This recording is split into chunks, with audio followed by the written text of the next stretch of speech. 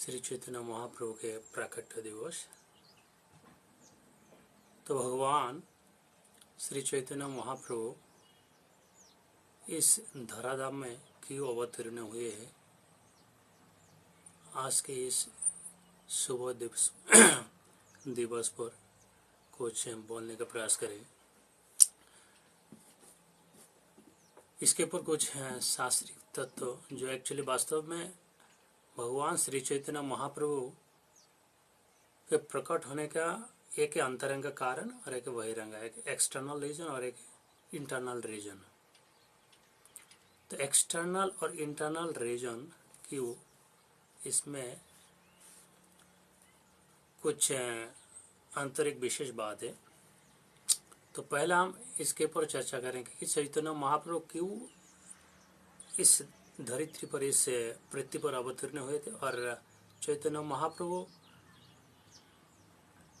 की जो external reason है और एक इंटरनल रीजन, और कब चैतन्य महाप्रभु आते। तो चैतन्य चरितामृत में लिखा है, एक ब्रह्मांडे कृष्ण एक बार अवतार, अष्टाविंशति चतुर्युगे शेषे द्वापर काल। तो चैतन्य चरितामृत में लिखा है, एक ब्रह्मांड कृष्ण एक बार अवतार, अष्टाविंशति चतुर्युगे शेषे द्वापर काल। इसका अर्थ है कि ब्रह्मा के जो एक दिन, केवल एक बार जो 28वां चतुर्युग है, 28वें चतुर्युग के द्वापर में स्वयं कृष्ण प्रकट होते हैं। वो ब्रह्मा के जो एक ब्रह्मा के जो दिन में केवल एक बार 28वें चतुर्युग में, द्वापर के अंत में, द्वापर युग में स्वयं भगवान श्री कृष्ण, पूर्ण पुरुषोत्तम भगवान श्री कृष्ण प्रकट होते हैं। और इसके उस कलियुग के, उस द्वापर के बाद में जो कलियुग आते, वो एक्चुअली स्वयं श्री चैतन्य महाप्रभु उस कलियुग में अवतीर्ण होते हैं।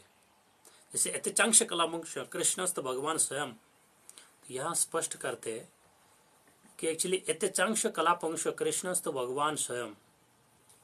तो जो कृष्णस्त भगवान स्वयं है, तो कृष्णस्त भगवान स्वयं एक्चुअली यतिचांश कलापंश कृष्णस्त भगवान स्वयं। तो ब्रह्मा के देखिए एक चतुर्युग में लगभग 43,20,000 वर्ष होते हैं। 71 चतुर्युग द्वापर से 71 चतुर्युग और एक मनंतर, और ऐसे 14 मनंतर और एक कल्प और 1000 चतुर्युग। तो ब्रह्मा के एक दिन 28 चतुर्युग स्वयं कृष्ण के अवतार है। तो ब्रह्मा के एक दिन में 1000 चतुर्युग होते हैं, और प्रत्येक मनंतर में 71 चतुर्युग होते। और वर्तमान जो वैवस्वत मनंतर है, ये 28 चतुर्युग के द्वापर के अंत में स्वयं भगवान श्री कृष्ण अवतरित होते हैं। तो 28 चतुर्युग के द्वापर के अंत में स्वयं भगवान श्री कृष्ण अवतरित होते हैं।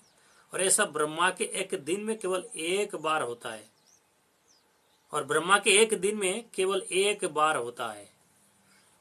तब सोचिए, एक ब्रह्मांडे कृष्ण एक बार अवतार, अष्टाविंशति चतुर्युगे शेषे द्वापर काल। ये एक्चुअली बांग्ला में श्लोक है, क्योंकि जो चैतन्य चरितामृत है ये एक्चुअली बांग्ला भाषा में लिखा गया है। तो इसीलिए चैतन्य महाप्रभु के, अब किस लिए चैतन्य महाप्रभु इस धराधाम पर अवतीर्ण हुए हैं, हमारे जो गौरीय वैष्णव परंपरा के अनुसार। तो कृष्ण के 3 शक्तियां होती है, एक संबित, संदिनी और लादिनी। तो संबित, संदिनी और लादिनी, तो चैतन्य चरितामृत में एक सुंदर श्लोक है, वह है राधा कृष्ण प्रणय विकृति लादिनी शक्ति अस्मत्। तो यहाँ लिखा है कि राधा कृष्ण प्रणय शक्ति, राधा कृष्ण प्रणय शक्ति का अर्थ है कि राधा और कृष्ण का जो रूप है, एक्चुअली गोलोक वृंदावन में वह एक्चुअली 2 प्रकोष्ठ है, एक है गोलोक नवद्वीप और एक है गोलोक वृंदावन। तो गोलोक नवद्वीप और गोलोक वृंदावन में एक गोलोक नवोद्वीप में औदार्य लीला और हमारे वृंदावन में माधुर्य लीला। तो औदार्य लीला और माधुर्य लीला में अंतर होते। औदार्य लीला के अर्थ है, जैसे माधुर्य लीला और औदार्य लीला में जब भगवान श्री कृष्ण प्रेम आस्वादन करते वृंदावन में, कि राधा रानी कैसे भगवान से प्रेम करती है, इसके ऊपर लिखा है कि राधा कृष्ण प्रणय विकृति लादिनी शक्ति अस्मात् एकात्मनो भुवि पुरा देह वेद गतौ तो चैतन्य आकम प्रकटम अधुना। तो राधा और कृष्ण जो एक्चुअली मिलित तनु है, और दोनों जब एक ही रूप में आते, दोनों का जब मिलित तनु है, राधा भाव दौति सुबलितम नवमी कृष्ण स्वरूपम। तो यह लिखा है राधा भाव दौति, राधा रानी का जो भाव है वो एक्चुअली ये भाव लेकर श्री चैतन्य महाप्रभु इस संसार में अवतीर्ण होते।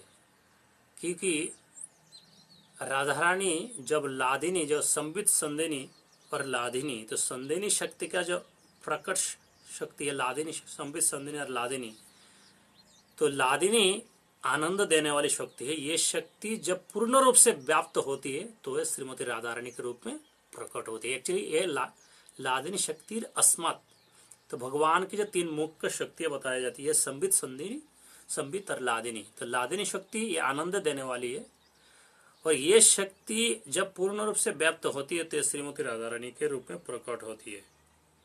इसको बोलते लादिनी शक्ति अस्मात् एकात्मनौ अपि भुवि पुरा देह वदम गतौ तो दोनों एक ही आत्मा है, भिन्न नहीं। जैसे सूर्य और उसकी किरण अलग दिखते हैं पर स्रोत एक। तो भुवि पुरा देह वेदम गतौ तो पृथ्वी पर लीला के लिए दोनों ने दो देह धारण किया। तो लीला के लिए राधा और कृष्ण का जो तनु है ये वेद वास्तविक नहीं, लीला के लिए। तो चैतन्य आकम प्रकट मधुना, अब ये चैतन्य नाम से चैतन्य के रूप में प्रकट है। तो भाव एक्चुअली राधा रानी का आंतरिक प्रेम, और दूती राधा के जो स्वर्णिम कीर्ति है ये सुबलितम अलंकृत और आवृत है। तो जब भगवान श्री कृष्ण एक्चुअली भगवत गीता में लिखे सर्वधर्म, जैसे कि भगवत गीता का जो पहला श्लोक है वो शुरू हुआ धर्म क्षेत्र कुरुक्षेत्र।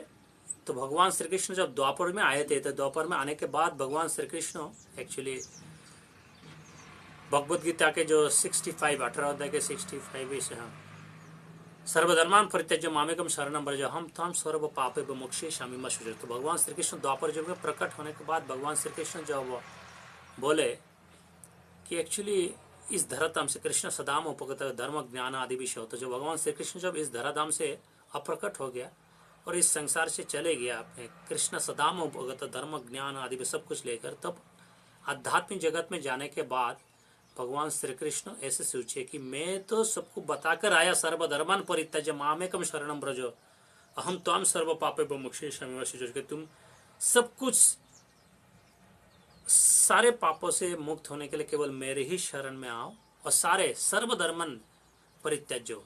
तो देखिए भगवत गीता के अंत में लिखा है सर्वधर्मन परित्यज्य, और भागवत के शुरू है धर्म प्रज्यित कोइतपत्र परम निर्मल शरणम। जो भी भागवत के 3 श्लोक एक्चुअली क्या है, ये अधिकार सूत्र के तरह बताए जाते हैं। तो देखिए भागवत के प्रवेश करने के तरीका है धर्म प्रज्यित कोइतपत्र परम निर्मत शरणाम सताम। वहां पर निर्मत सर शब्द का प्रयोग किया कि भागवत में प्रवेश करने के एक ही के निर्मत सर। तो जब तक व्यक्ति निर्मत सर नहीं होते, इसलिए लिखा है धर्म प्रज्यित कोइतपत्र परम निर्मत शरणाम सताम विद्यम वास्तवम अत शिवोदम तापत्र उन्मूलनम। तो वह धर्म प्रज्यित, और भागवत के अंत में क्या आते, भागवत के अंतिम जो श्लोक है नाम संकीर्तन जैसे सर्व पाप विनाशन। तो नाम संकीर्तन भागवत के अंत में कि नाम इस संसार में जितने सारे पाप है ये सब कुछ का अंत हो जाती है हरे कृष्ण महामंत्र कीर्तन के द्वारा। तो नाम संकीर्तन जैसे नाम संकीर्तन एक्चुअली देखिए भागवत के अंत में लिखा है नाम संकीर्तन, और इसके बाद जो चैतन्य चरितमृत का शुरुआत होते, चैतन्य चरितमृत का शुरुआत एक्चुअली किससे होते? ये नाम संकीर्तन से। नाम संकीर्तन जैसे सर्व पाप प्रणाशनम, और चैतन्य चरितमृत का शुरुआत नाम संकीर्तन से होते। तो वहां नाम संकीर्तन से चैतन्य चरितमृत का शुरुआत होते। तो देखिए ये तीनों ग्रंथों, भगवत गीता, भागवतम और चैतन्य चरितमृत, तीनों एक एक लेवल के हैं। तो चैतन्य चरितमृत में साधारणतः देखिए भागवत को तो अमोल पुराण कहा गया, लेकिन फिर भी वहां पर थोड़ा बहुत आपको अगर अत्तसर्ग विसर्ग से स्थानम पोषणम होता है, मनंतर विषाण होता है, निरोध मुक्ति आश्रय, ये जो 10 लक्षण है, 10 लक्षण दिखाई देते, फिर भी चैतन्य चरितमृत में वह केवल है मतलब भगवान के अंतरंग लीला। और इसीलिए साधारणतः गौड़ीय वैष्णव संप्रदाय में चैतन्य चरितमृत का महत्व अत्यंत ऊंचा है, क्योंकि चैतन्य चरितमृत में साधारणतः राधा कृष्ण का सब कुछ स्पष्ट रूप से, जैसा कि कोई स्पेसिफिक सब्जेक्ट, कोई मेडिकल साइंस पढ़ते हैं, कोई इंजीनियरिंग पढ़ते, कुछ भी पढ़ते हैं, तो जब कोई स्पेसिफिक सब्जेक्ट सब कुछ पढ़ते हैं, लेकिन फिर भी स्पेसिफिक सब्जेक्ट होना चाहिए। स्पेसिफिक सब्जेक्ट होने से तो वो स्पेसिफिक जो कंप्लीटली जस्टिफाई किया राधा कृष्ण के, चैतन्य महाप्रभु के, तो वो एक्चुअली चैतन्य चरितमृत है।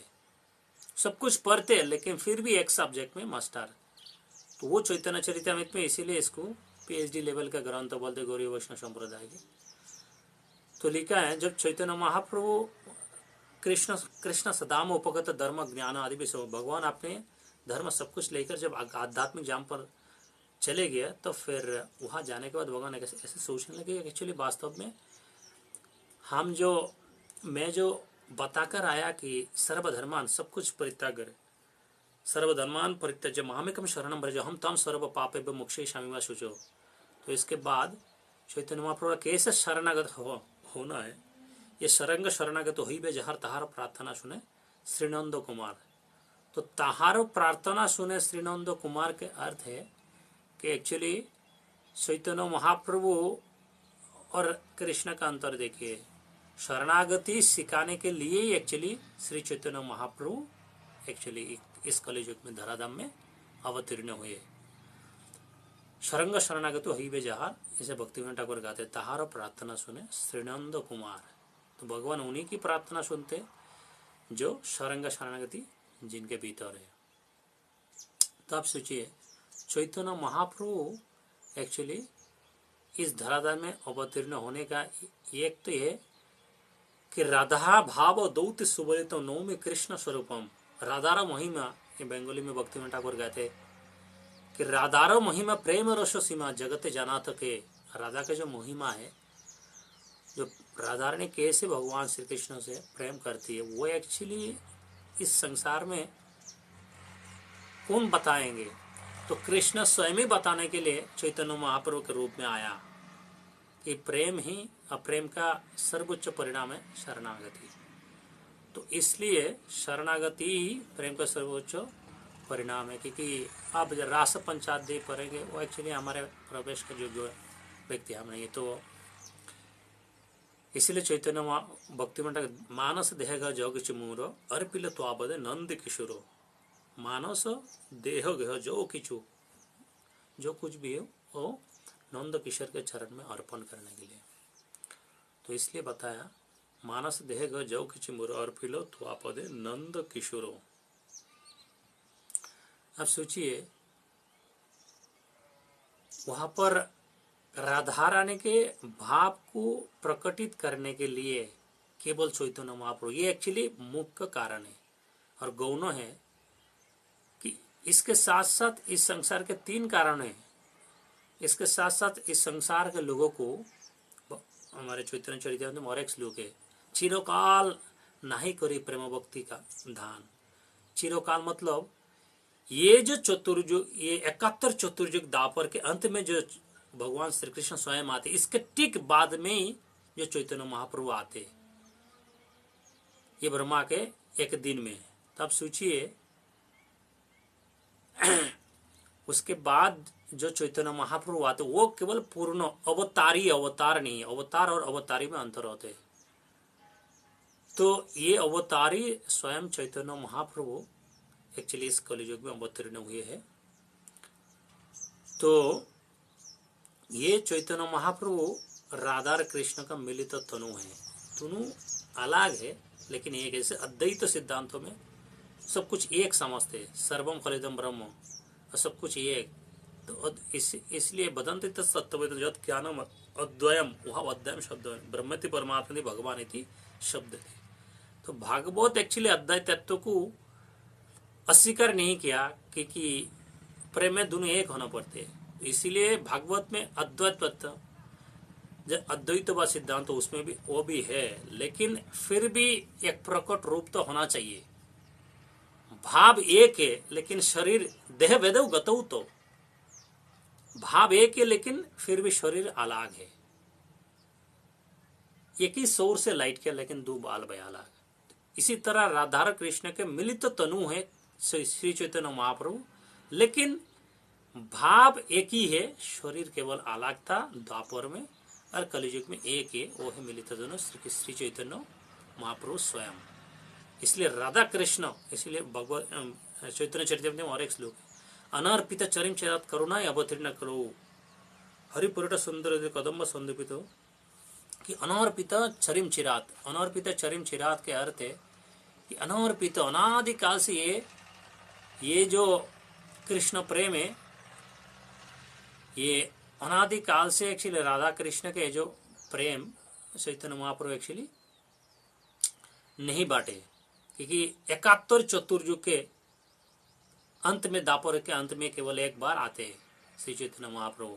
इसलिए कि अनार्पित चरण चिरात करना अवतीर्ण कलौ समर्पित उन्नत उज्जवल सबक्त श्याम हरिपुरट सुंदर धोती कदम्ब संदीपित सदा हृदय कंदय स्फुरतवा सचिनंदन। तो जो प्रभु अत्यंत लंबे समय से कभी प्रदान ना किया गया, मतलब अनादिकाल से ये कृष्ण प्रेम चैतन्य महाप्रभु प्रदान नहीं किया, क्योंकि एक ही बार आते 71 चतुर्युग के दापर के अंत में। तो इसलिए ये नाम संकीर्तन से हमारे हृदय शुद्धि होते, फिर उससे रुचि आसक्ति भाव और प्रेम।